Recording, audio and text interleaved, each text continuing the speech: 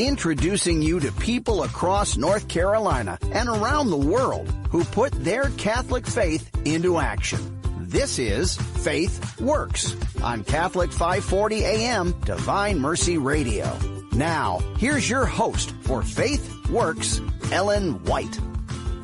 Hello, everyone, and welcome to another edition of FaithWorks on Divine Mercy Radio. Our show highlights individuals through God's grace who put their faith into action daily. Amazing people who have an interesting, sometimes overlooked, impact on our Catholic faith. On FaithWorks, we share their stories. I'm your host, Ellen White. Our guest today, Tommy Tighe, is a licensed marriage and family therapist, Catholic husband and father of 4, living in the San Francisco Bay Area. He's the creator and host of the St. Dymphna's Playbook podcast and co-host of Repent and Submit on Catholic TV. Tommy is also the author of several faith-centered works, and today we'll be talking with him about his latest book, St. Dymphna's Playbook, a Catholic guide to finding mental and emotional well-being, which offers a powerful blend of prayer, practical advice, and the inspiring witness of St. Dymphna for those seeking hope and healing. Welcome to Divine Mercy Radio, Tommy. We are so grateful for your time. Oh, thank you so much. I'm so glad to be here, and I feel blessed to have some time to chat about this with you. Yeah, this is so great. So we'll do some background information about you, your inspiration and purpose for the book. Of course, we'll talk about St. Dymphna, and then helping those struggling today. It's such a timely topic, and then we'll close out the interview. So let's start with, for those who might not be familiar with you, Tommy, can you share a bit about your background, your family, your Catholic faith journey, and what drew you into writing? Absolutely. So I grew up as a cradle Catholic. My parents did RCIA classes out of our living room when I was young. So I had a very strong formation in the faith, just raising my hand and answering questions or answering things along with the other people in the group that were on their journey to becoming Catholic. So altar server as a kid, we lived directly across the street from our parish. So it was a great environment to grow up in. And as I grew up, still went to church every Sunday throughout college and everything. But of course, I think most people kind of drift a little bit away from where we are is when we're in the helpful arms of our parents, right? When my wife and I got married, we kind of decided at that point, we had been going to mass every Sunday and still kind of wanted to say, look, we're going to have a child now. So we need to either really take this faith really seriously, right? Or do something different because we're going to have a person looking at us and it's time to be real, right? When somebody's kind of watching you all the time. So we really started to delve more deeply into our faith and found great consolation, great help, great guidance for raising a family, just a great community in our parish. And that's just kind of gone on and on. And so our faith has really helped us along the way, most especially back in 2016, we had a child who died right at birth. And our faith was so critical during that time because I can't even imagine what it would be like to not have, those muscles already worked into us to where we would reach out in prayer and could be real with God and really kind of work through all of that grief and struggle. I want to stop you there for just a second because I liked the way you said that muscles worked into that and your faith. And also, my husband and I have this discussion quite a bit. We don't know how we would go through the various struggles that we're encountering without the faith to fall back on. So it's really important. That's something very, very important to emphasize. All right. So now. Yeah, absolutely. Yeah. And with kids, because we had 3 children already when our son passed away. Okay. So to be able to really show them how to grieve and how our faith helps us and what our faith teaches us as we're moving through this difficult time, I think is good for them as they grow up because things are going to happen to them when they're adults that are so difficult. Right. And so, it's a blessing and an awful thing, but blessings kind of came from it, Well, all things work for good, right? That's right. You can draw good out of everything. So now what drew you to writing specifically, Tommy? I kind of always enjoyed doing creative writing when I was younger. Okay. And so it just sort of was a natural thing for me to always want to create stuff. And so I really enjoyed writing and specifically I've been in the mental health field for a long time. I graduated from grad school in 2005. And so mental health has always been very close to me. And I think as I've grown up in the profession and in my faith, I've seen that sometimes there can be misunderstandings about mental health in our faith communities, or maybe just kind of like people don't sometimes take a both and approach, right? Where it's like, we definitely need our faith and we need God and we need the intercession of the saints. And also there's this other thing that we need, which is working on ourselves, going to therapy if we need it, right? And I really wanted to help people understand the importance of having both of those things, because I really feel like that's what Jesus does. He comes and he shows us, like, here's the faith, and also, like, I'm incarnate and I want you to, like, find things in the world and find people in the world who are going to support you too. And so I really wanted to get people to understand that importance of the both and there. We will definitely get into that, because I think that's such an important component of the work that you do, and helping especially Catholic Christians, or Christians in general, understand that we're meant to use the shovel. I use this expression all the time. We're not just to lean on the shovel to pray and expect God to do all the work. We're expected to use the Absolutely. shovels. All right. So, and you've shared your faith and encouragement with many people. What led you to focus on bringing hope and mental and emotional well-being into your work, besides recognizing this desire to bring both the faith component to the therapy component? Was there anything else beyond that? Yeah. So just beyond that, that's a day job. I had actually, right before starting the book or having the idea for the book, I was on a podcast with some priests, and they invited me on to talk about just kind of random stuff. But the conversation came to anxiety and panic attacks that they had experienced, that one of them had experienced. And we kind of talked through it, like, openly on this podcast episode that they had. And afterwards, I had that feeling of, like, oh yeah, this is good. Like, people need to hear this in the Catholic kind of corner of things, right? And you just kind of have that feeling inside you where you're like, that felt right. Something else needs to happen with that. And that's kind of what pushed me in that direction. Okay. Yeah. And what's your personal connection to Saint Dymphna, and how did you first encounter her story? Yeah, absolutely. So when I was going to college, she popped up because she was the patron saint of clinicians, like mental health counselors, and of people struggling from mental health experiences. And so I always had a holy card of her taped to the side of my filing cabinet when I was like an intern and all of that. And so she was very close to me. Whenever I would have somebody coming in for a therapy session, like, I would always have a quick prayer to her, because I really just felt like she was there kind of, guiding me and helping me along the way. And so, my office, even though I've always worked for like government agencies, my office has always had a holy card of Saint Dymphna taped up in there very proudly, because I feel like she's there to really intercede for us and kind of gets what we're going through. Yeah, we're meant to be out in the world, not of it, but out in the world. And by your little witness of having this prayer card, I'm sure it's touched some people that have seen it. Have you ever had anybody ask you about who it is? Absolutely. Yeah. Yeah, that's great. Definitely. People wondering, like, what is that a picture of? Yeah, it's great. So we can do like a little short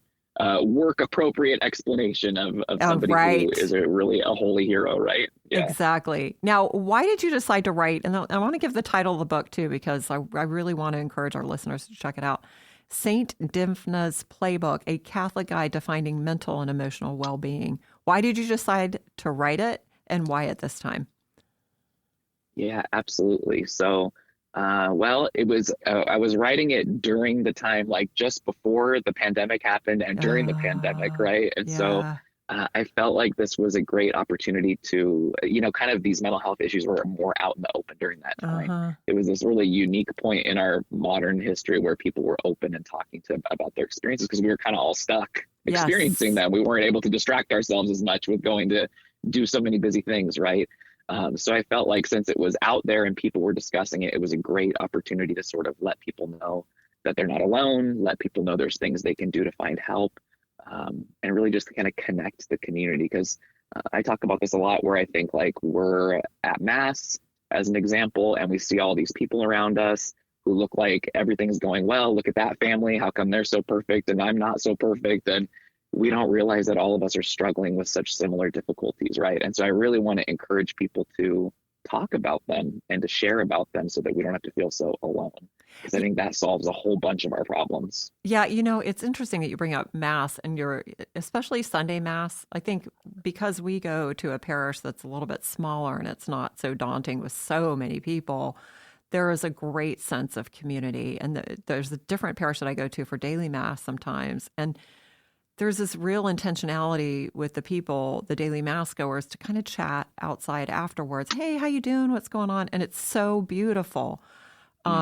So yeah, I think that even if you might be uncomfortable with doing something like that, just saying hi to the person that you see sitting in front of you week after week after week. How's it going? My name is, I find that it helps to bridge that gap and build that community. 100%. And it's so important. Absolutely. Now, I want to go back to your mention of writing this during the pandemic. And I'm just curious, Tommy, with, there's certainly been a surge in mental health struggles because of what we encountered during the pandemic and being shut away and socially isolated. In your own practice, do you feel like we're starting to come out of that? Has there been some improvement? What do you think?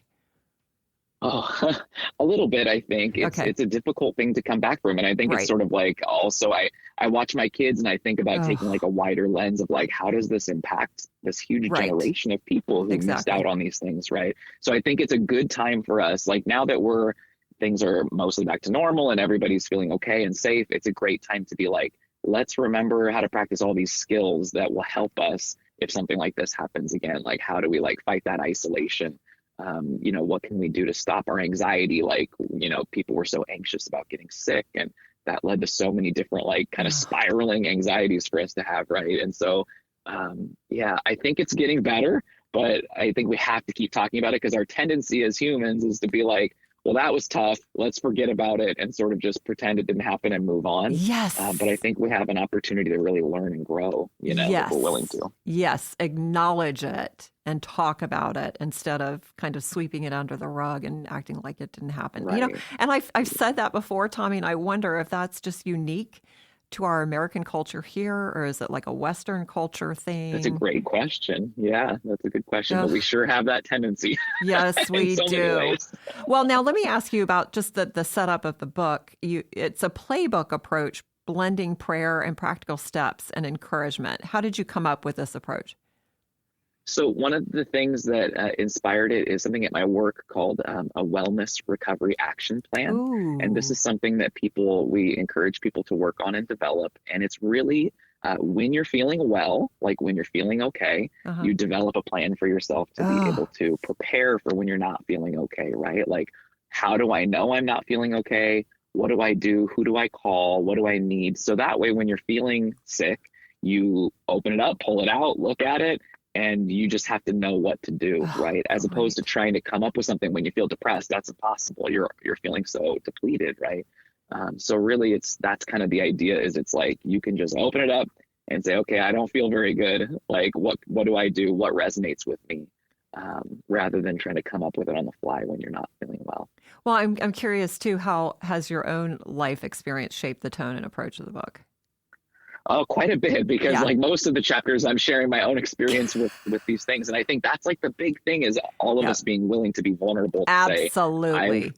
Like I felt frustrated. I felt so tired. I didn't want to get out of bed. Like all of these experiences that most of us have. And so I really wanted to encourage that too by sharing my own experience. Do you feel like it's still, I don't know, there's a stigma attached to mental health? Is there more awareness? Absolutely. Yeah. Really? People are No, it's still a really huge stigma. Okay. I mean, at my work, I'm calling people all the time from referrals to see if they're interested, and we still get people who are like, mental health therapy, like I don't need that, I don't want to do that, and got to take a little more time to explain like what we're trying to do. But I do think there's still a big stigma. Like everyone thinks that they're expected to be well all the time, and that it's not okay to not feel okay, and we really have to kind of push back against that. And talk about it. All right, so let's talk about Saint Dymphna. For those listeners who might not be familiar with her, share her story with us. Absolutely. So she is a 7th century Irish saint, and she was the daughter of a Christian mother and a pagan father. Her father was kind of like the ruler of the little area that they were in, like a little tiny kingdom sort of in Ireland. Her mother died when she was about 14 years old, Mm. and her father kind of spiraled into just, obvious grief over this entire situation. The legend goes that his friends were like, you need to get out of this by finding somebody new to marry. And he said that he would only marry someone who was as beautiful as his wife. And they couldn't find anybody. No one was as beautiful as Dymphna's mom, evidently, in the area. But as his grief kind of really kept spiraling and he didn't sort of work his way through it, he kind of fell into madness over this situation, and kind of turned his attention on his daughter as like the person that he should marry. Yeah. But like she had taken a vow of chastity inspired by her mother and all of this. And so she actually had to flee Ireland where they were at, and she went to a place called Geel, Belgium. She and her confessor, like her spiritual director, they fled to Belgium to get away from her dad. And when she got there, this is kind of the interesting piece that sometimes gets missed in her story.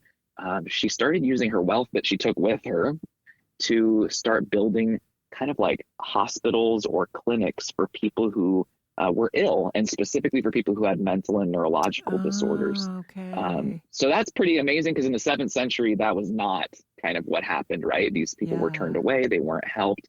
It actually, like, her generosity led to her demise, though, because she was spending this like money from Ireland, which like spread through the area, and her father found out about it because it was kind of unusual in Belgium. And so her father went to there, threatened her, and ended up, killing her spiritual director and her.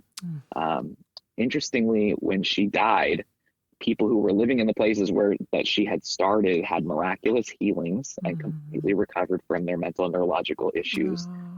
But I think even more powerful is this town that she fled to, called Geel, is still today known as like a really incredible kind of cutting edge place for mental health treatment. What they do there is, instead of people being sort of like pushed away to the peripheries, they actually have a program where folks who are getting treatment for mental illness live in the community with families, like host families. And so they're like, everyone is kind of spread around, like living with supportive families, and people do really well. And so it's seen as like a really big model for like how we can integrate folks who are having serious mental health treatment for like severe mental health issues, right? Into our lives, into our communities, into the support. So I look at that and I'm like, wow, in 2025, this town that this person went to in the 7th century, is still doing this incredible thing. It's still thriving. It's just amazing. Like, it's incredible, right? Yeah. Like, I can barely believe it. Yeah. And tell me, spell the name for me, because I can't quite hear what you're saying about that. I believe it's Gael. Yeah. Gael. But it could be Geel. Okay. Yeah. Oh my gosh. I don't have a good Belgian. And it's interesting that you say that, Tommy, because that's really a great remedy, right? To be surrounded by family. Absolutely. And look at, the Trinity and the Holy Family. That's the model that we're given in our church. So, all right. So what aspects of her witness do you think speak most directly to people living in today's world? Oh, well, yeah. I mean, her willingness to be able to help people who were cast aside at that time is just so incredible to me, right? Like, she was just willing to be with them, open doors to them, and give them an avenue of support that they didn't have. So I think from that, it's just like, that's such a powerful witness for us to be able to kind of be the same here in our own communities, in our own small ways. Yeah, and I love that you had the little prayer card, and you've had it with you for so long. And look, now you've written a book about St. Dymphna's. I know, it happens in mysterious ways, doesn't it? Oh, gosh. And, I do another monthly show, Tommy, called Saints in the Making, and we highlight saints, 3 usually saints from that particular month that have their feast days that fall on that month.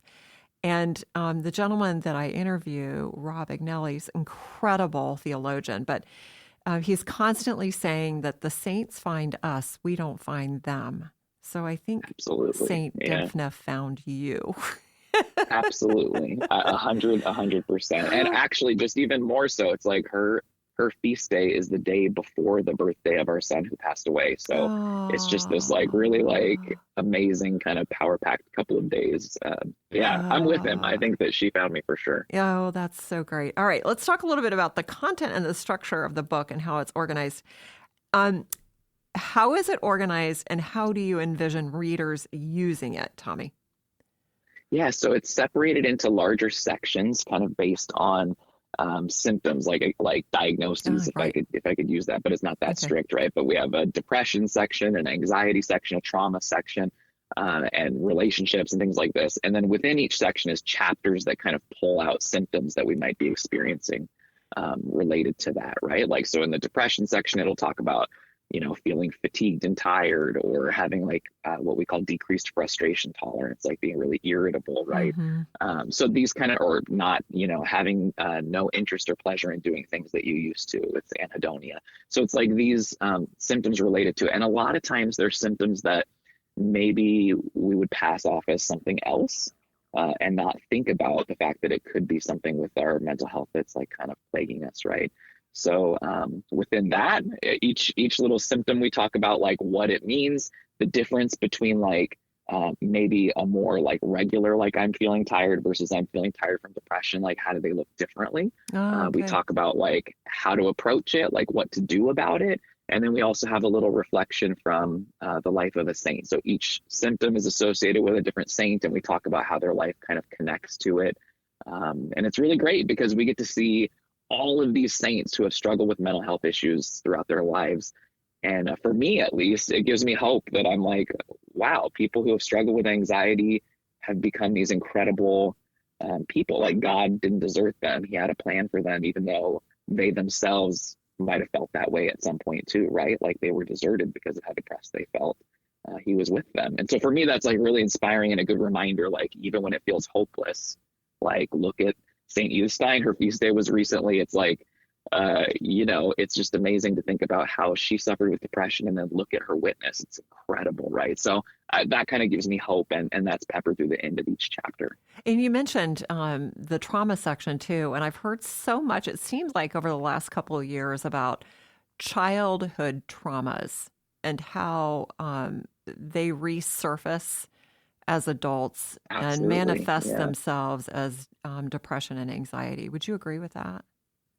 Yeah, absolutely. I think we've learned a lot more recently about Okay. how our historical trauma kind of carries with us unless we Yeah. work on addressing it. And so that's been really a big focus, like at our work, kind of identifying it so people recognize. Because sometimes, just like we were talking about before, with like sweeping things under the rug, or Right. we just move on with our life, and then why do I feel like this when I'm in my 40s, right? Yeah. And so it's a great thing for us to be able to take that bigger picture and see what we need to work through. Ugh, okay. If you're just tuning in, this is Ellen White with FaithWorks on Divine Mercy Radio. And today I have the pleasure of speaking with Catholic author Tommy Tighe about his book, Saint Dymphna's Playbook, a Catholic Guide to Finding Mental and Emotional Well-Being. And we are grateful for our show's sponsor, Thales College. You know, Tommy, I have to do a little or not a segue, but just a little side note here.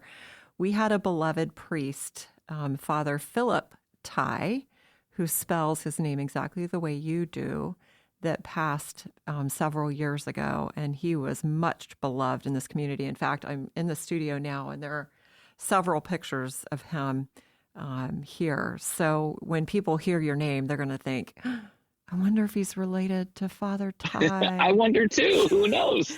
Such an amazing priest, pastor. He was vocations director right before he passed. So very well loved. So if you think about it, offer a little prayer for Father Tighe's Absolutely. repose of his soul. Okay. All right. So back to the book itself.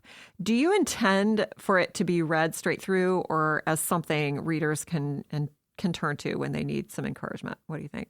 It's definitely something that people can flip to. The Yeah. table of contents kind of lays out where you might want to go. So it's like people can read through it maybe the first time, but I would anticipate like really it's going to be like, okay, I have anxiety. Let me flip to this section and go through this and see what resonates with me. I think that's probably the more practical use. Oh, great. Okay. And you weave together St. Dymphna's story, prayer, and practical mental health strategies. How do you hope this combination will help readers? What are you hoping to Oh, do? absolutely. I mean, a couple things. Number one, and it's very important, is that, our faith is a huge help to us when we're struggling with mental health symptoms, right? We have to remember that. So it's like sometimes we can tip the scales one way or the other. And I think neither of those really works well for us, right? Like it's not 100% prayer, like you were talking about with your shovel, and it's not 100% on me to figure out how to fix myself. Like we really have to have both. And I think like the real true prayer, like the truest prayers I've ever prayed are when I'm kind of in my darkest mental health points, because I'm just then talking to God, I'm like really asking for his help in such a sincere way, or just letting him know really how I feel. And that's so powerful, right?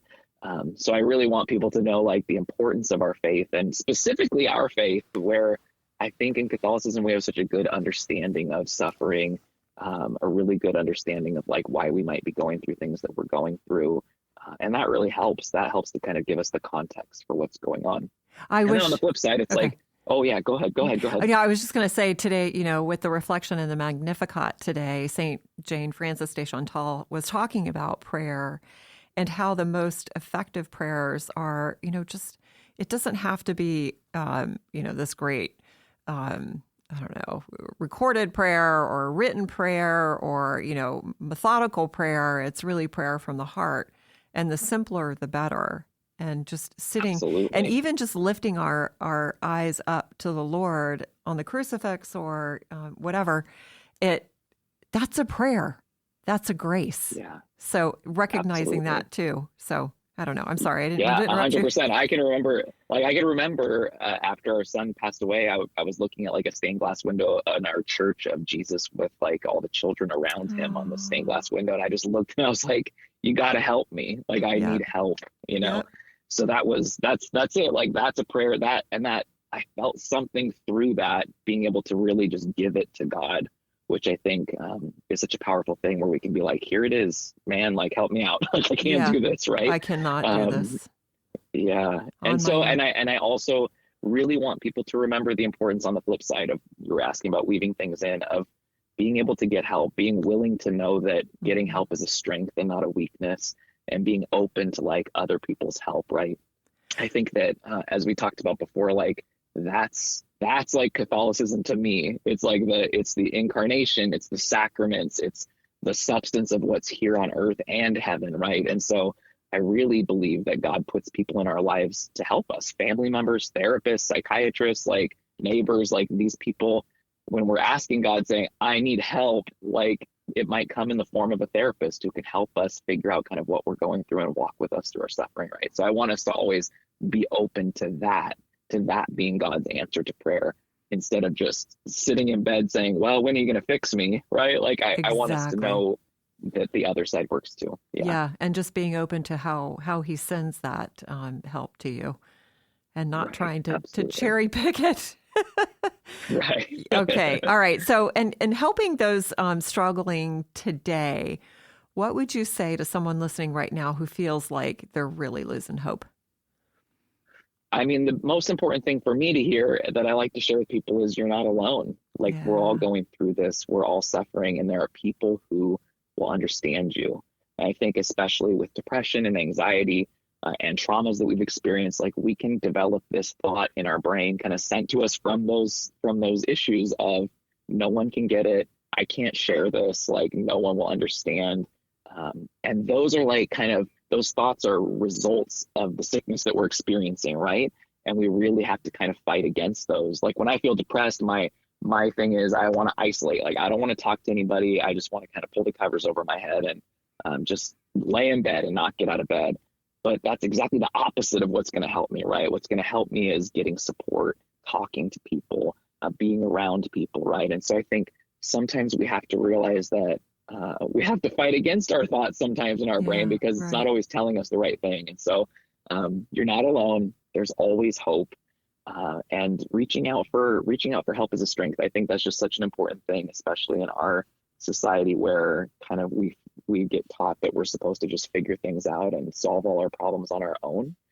That's deeply unhealthy, I think. And I want people to know that, calling that number to find a therapist, talking to somebody about how you're feeling, that shows great strength when you're feeling like you're in a dark place. And so, you're not alone. You can get help, and let the other people hold the hope for you until you feel it. I think as a therapist, that's one of my main jobs. It's like, you might not feel hopeful right now, but I've got hope for the situation. It's going to get better. And until you feel it, like I'm going to hold it for you. So there's people out there that can help you with that. That is so great. Reaching out for help is a strength. And, it's so ironic because in our faith, it's all about community. And our natural tendency when Absolutely. we're struggling is to isolate ourselves. So, yeah, Yeah, yeah, absolutely true. I think it's important for people to really think. I try to drive this home in the book that people need to realize that like mental health issues and physical health issues, they mirror each other. They're the same, right? And yeah, nobody would ever say something like, oh, you went to a doctor for your diabetes. Like, what a wimp. How could you do that? You should have just figured it out, right? We're like, no, of course yeah. not. You go to the doctor when you have a sickness and you need medication for it, right? And the same thing for mental health. Like, we need to kind of cultivate that same awareness of like, when you're going through mental health symptoms, it's okay to get help. It's good to get help. You don't have to struggle alone. I want to kind of touch on this because I think it's important to mention too about the medical component, or yeah, I guess like the medicine associated with mental health issues. And what are your thoughts on that? It's Oh, absolutely. Yeah. Yeah. it's such even a hard thing to articulate what the question is really, but I think that there's such misunderstanding with how to treat it medically, or maybe the approach is Absolutely. let me Yeah. just take a pill to feel better and not work on the Right. therapy part. How would you respond to that, Sure. Tommy? Yeah. Yeah. So I've mostly worked in clinics where there's therapists like me, and we work with psychiatrists too, and we work as a team, right? Okay. And I think that it would be very important to point out that like psychiatrists who are prescribing the medication for situations like depression, anxiety, and trauma, like let's take those three. Medication alone is not the ticket to getting better, right? Yeah. It's a combination of medication and therapy usually when people need medication, and it doesn't always have to be forever. But there are situations where you're feeling depressed, and it's because you have low serotonin in your brain, like your neurotransmitters aren't connecting the way that they're supposed to, right? And if you came to me as a therapist and I start giving you these things to work on to try to work through your depression, if you feel that depressed, like where you have no motivation to shower in the morning, let's say, you're not going to be, and I'm giving you homework, you're going to be like, I can't do any of this. Like, I Right. can't It's too even much. eat lunch. I'm so depressed, right? So how could I do this homework that you're giving me to try to work on my symptoms, right? So sometimes you do need medication to be able to get you to the point where therapy will become effective, I right? see. And so I think that's very important for people to know. And I get that it's a struggle. It's like I have hypertension, for example, and it's like I've had it since I was 24, and I've had to take a pill every day for my life, and I don't like it. Like, I don't want to take medication. I wish that I didn't have to. And there's been times where I've been like, when I was younger, I'm like, I'm not taking this anymore because I don't want to be tied down to a pill.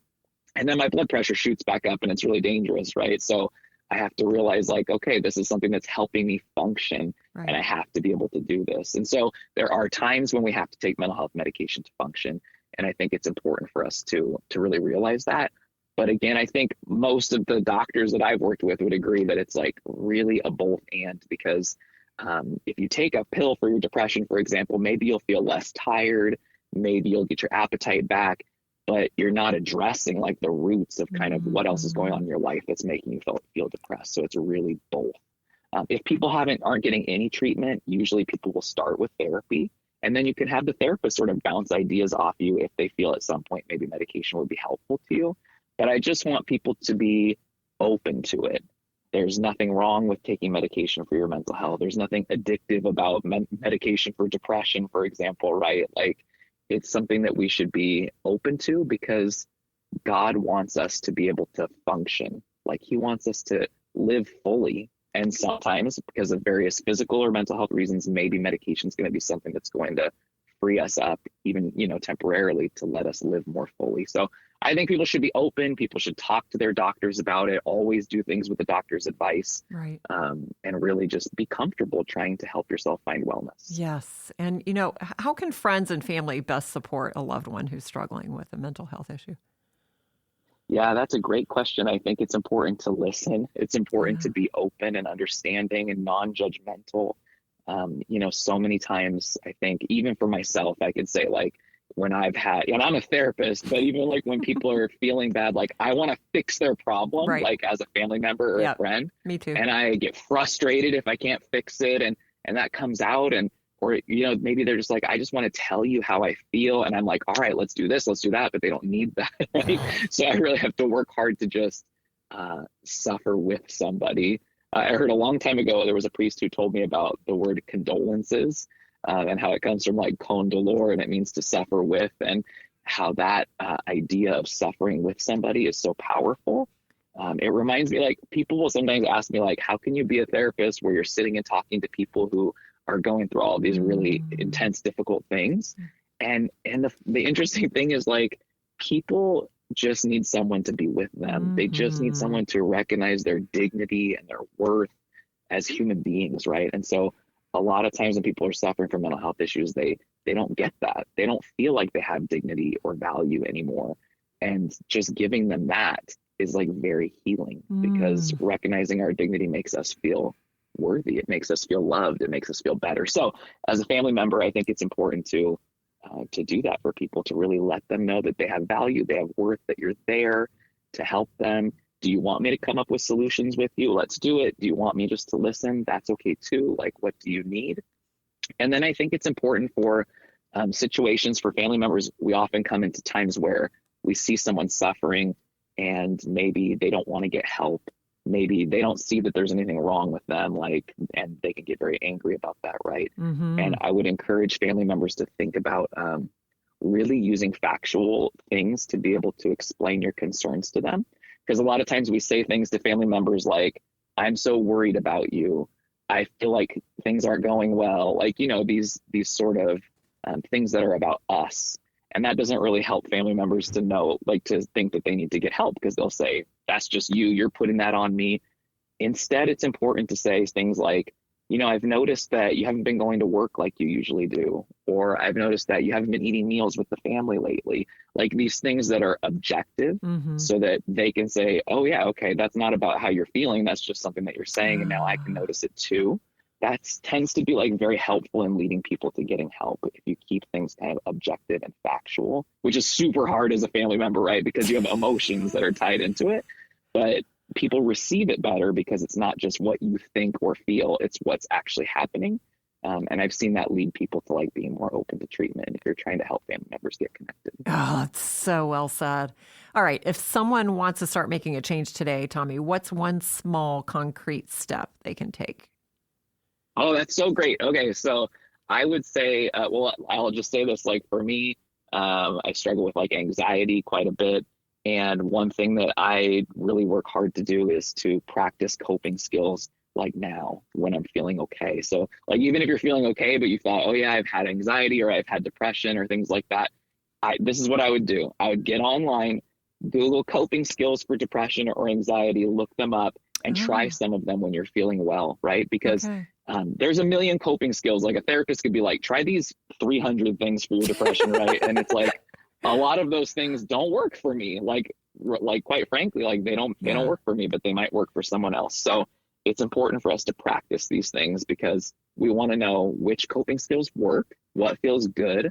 Like, for me, it feels really good to like slow my breathing, pay attention, and be present in the present moment, practicing mindfulness, right? For other people, they're like, I don't vibe with that. That's not something that works for me. And that's totally cool, but there is something that will work for you. Yes. And so trying to find that when you're feeling well and practice it when you're feeling well allows you to be able to kind of pull it out, just like an Our Father or a Hail Mary. You've prayed it a billion times.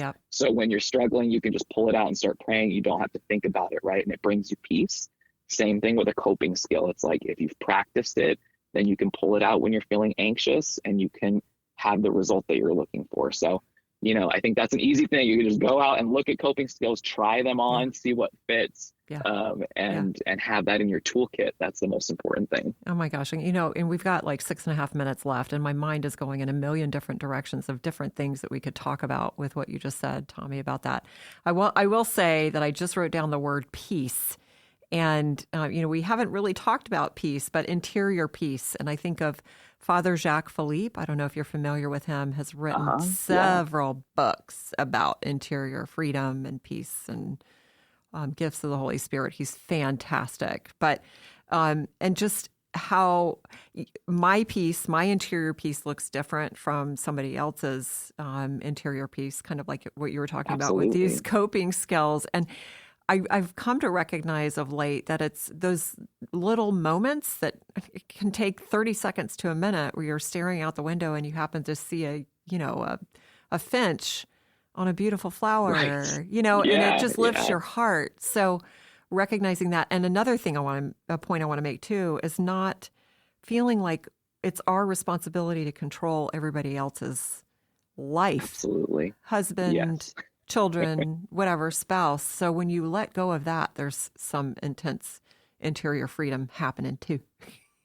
I think so. And I found a lot of, for me with like struggling with anxiety, what you just said about like the finch or the flower is Yeah. like so key for me, is Yep. being able to key into the moment of Yep. literally what's happening around me. Yep. Because obviously anxiety is like something triggers it. We mostly don't know because it happens so fast that we're not really like consciously thinking of it. Right. Yep. And it can be like, oh, my heart skipped a beat and now I'm super anxious. Or it can be, the air conditioner didn't turn on like it's supposed to and now I'm super anxious. And it's like Yep. these things trigger us and we get lost. Like our brain is kind of like spiraling out of control with Mhm. now all these millions of things that are wrong. So that focusing in on hearing the bird, seeing a bird, looking for colors outside in my Mhm. backyard and kind of naming them, it shuts that off, right? It focuses you to be in the present moment. And that's a great way to find that interior peace. And about not fixing people, I mean, God, if we could figure out how to stop wanting to do that, we would all really find a lot of peace. But I think that's a tall order. Well, and you're focusing on the present moment. And, I always say, Tommy, that God gives us grace for the moment that we're in, not for yesterday and not for tomorrow, but for right now. So this coincides so beautifully with us, and recognizing what is kind of sending us in a tizzy with our anxiety, and Yeah, I how to think get that about that a interior lot. peace. Like, I think sometimes people, unfortunately, some people in our Catholic communities can have like a turnoff to mindfulness because people can associate it with like Eastern philosophies and things like this. But Right, this is literally just focusing on the present moment. And I think about right. Jesus saying like, let tomorrow take care of itself. Like, don't worry about tomorrow. To me, that's like a message of being like you just said, you got today, focus on this moment, and don't let your mind kind of get into this thing, right? Yeah. Sometimes it's a little bit beyond our control and we need help with that, and that's okay. But I think that Jesus really calls us to like being focused in the present moment to kind of be free, right? Yes, yes. Padre Pio, pray, hope, and don't worry. All right. So, Absolutely. one question, I'm going to combine a couple here. What do you hope readers carry away from St. Dymphna's playbook, A Catholic Guide to Finding Mental and Emotional Well-Being, long after they finish it? And where can our listeners find the book and connect with you for more encouragement and resources, Tommy? Absolutely. I hope that people will take away from the book that God loves them and wants them to be happy, and that they Amen. deserve to be happy. Like everybody deserves to be happy Yes. and whole and feel peaceful and just really enjoy their life so that they can live it fully, right? Just be so blessed. And God wants that for you. So I want people to be able to accept that, because you know how it's so easy to say that, but that's such a crazy big thing, right? Like God, like the God, he wants me, Tommy, to be happy. Like that, it's kind of mind blowing, but it's really true. And I think if we can really think about that, even say it every day, like God wants me to be happy. He wants me to have peace. Like that's a great starting point for us to really want that for ourselves too, and to understand that we deserve it as one of God's children. Like that's what he wants for us, right? And of course, like in our life, like that, it might look different for us, right? Like, but like losing my son looks terrible, and it was terrible, but I also have this amazing blessing and peace because of his experience in my life and me getting to know him and all of this stuff, right? And having a saint in heaven. So it's like, sometimes it doesn't look as cut and dry as like, I'm just happy and I have everything I need and everything is great. But God wants us to have this deeper happiness, and we're all worthy of it. And we all really can get it, right? If we really, if we want it for ourselves and if we really take steps to get it. So I hope people just realize that like they have dignity, they have worth. There's always hope, even when it's so dark, there's always some hope. And I hope that people open themselves up to being willing to get help when they need it, because that's such a struggle to see people suffering when there's help out there. And so I just wish that people would reach out and be okay with getting help. That's such a valuable thing for people to take away, I think. People can find the book anywhere, I guess, you get books. Ave Maria Press is a great place to get it, because then it's straight from the wonderful folks that helped create it with me. But you can get it in other places if it's easier for you. But that's always my favorite place to do it.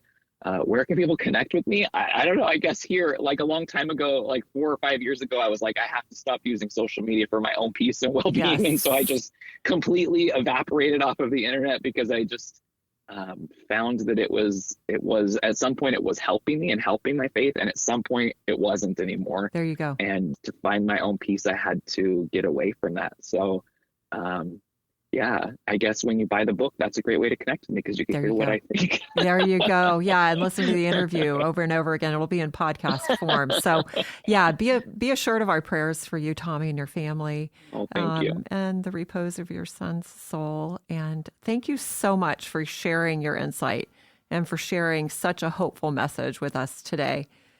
We really appreciate it. Absolutely. Yeah, thank you for having me. It was such a blessing. I appreciate it. And your words remind us that no matter the struggles we face, there is always hope through faith and prayer. If you missed any part of this episode or want to catch up on past conversations filled with inspiration and hope, you can find them all at divinemercyradio.org. Just click on local shows. And don't forget, you can take FaithWorks with you wherever you go. Just download the free Divine Mercy Radio app from your app store. Simply search Divine Mercy Radio NC, and you're all set to listen anytime, anywhere. Until next time, keep living your faith boldly because faith works. God bless.